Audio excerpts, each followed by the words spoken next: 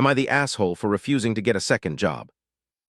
My husband and I both started our own businesses 20 years ago. They were moderately successful in that we weren't rich, but our financial needs have always been met up until the last 5 years. My husband's business is what most would consider a luxury service. When times are tough, people do without said service. My husband tried several things to keep his business afloat, including taking out some loans and made some bad investments that have left us in not the best financial state. At this point, it costs more to operate his business than he is profiting from it. The writing has been on the wall the past several months, and he's finally agreed it's time to close the doors. Now, I totally understand that this is something that is upsetting to him. This business was his dream, and you can't just let go of that mentally in a snap, especially not after 20 years. I have been very supportive and let him vent. I have encouraged him to go to therapy, though he has turned me down. I want to be as sensitive as possible.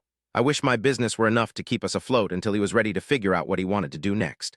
Unfortunately, with all the bills we have, we can't afford for him to sit around and not do anything. Neither of us went to college, which does mean his options are limited. Going back to school isn't financially possible right now, nor does he want to do that. You'd have to have a boss, potentially work weekends and weird hours, all the things you get to avoid when you have your own business of 20 years. I get why this isn't appealing to him, but unfortunately it's what he has to do. My husband has really pushed back on getting a new job. I've tried to be as sympathetic as possible, but again, we can't afford for him to sit home all day. We've talked about it several times. I show sympathy and empathy. I again tell him to seek therapy. It always ends in an argument where I am told I am being unreasonable. The other day, my sister-in-law, his brother's wife, came over to talk to me.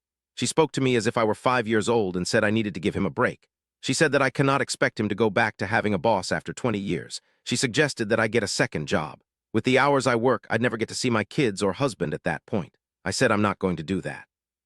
If my business went under, of course I'd go and get a different job, but it is unreasonable for everyone to expect me to work all these hours while my husband does nothing.